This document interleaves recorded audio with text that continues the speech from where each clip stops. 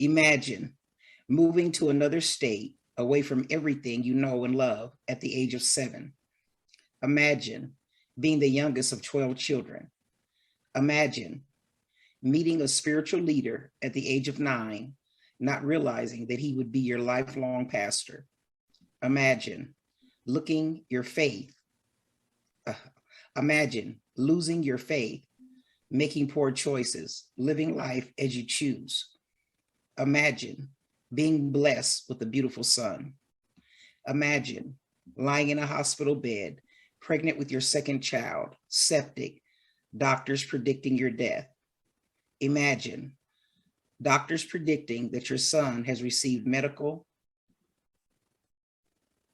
interventions during the emergency C-section that will hinder his mobility and that he will likely not be able to live the normal life of a child. Imagine turning back to God, vowing that if you live, you will come back to him and raise your boys in church, teach them the power of God's love, and do anything and everything he asks. Imagine God answering those prayers. Imagine fulfilling every vow you made to God. Imagine preparing for Christmas with your children, answering the phone and hearing your niece tell you about a drive-by shooting the night before, asking you to come and get her out of harm's way.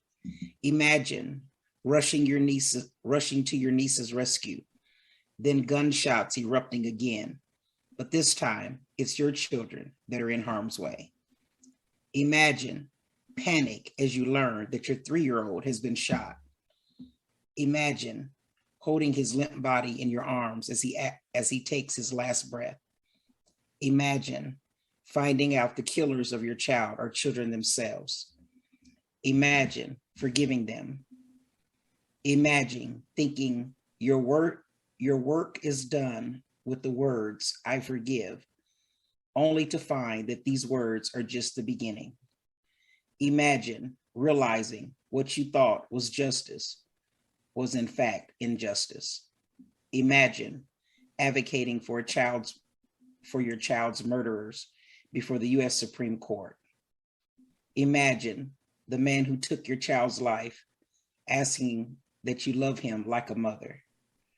Imagine meeting the main shooter, who is now a man, and embracing him as if he was your own son. Imagine forgiveness. Oof.